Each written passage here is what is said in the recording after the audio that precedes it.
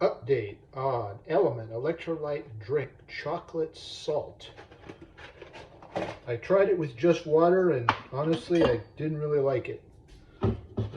So what we're going to do is, this is how I usually make it. Pour the water in, probably 16 ounces. And then I like to take either a lemon or a lime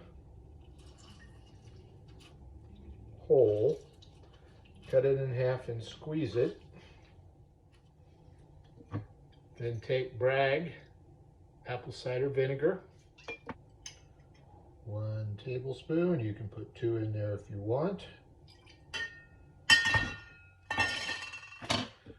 Because again, that's the way I usually make it, because I felt like when I did it before, just with stirring it, it didn't mix very well.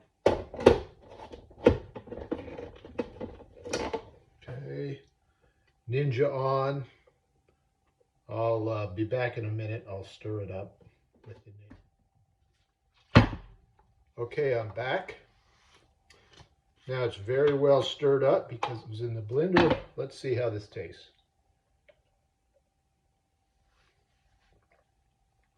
Much better. Now I can taste the chocolate and the salt.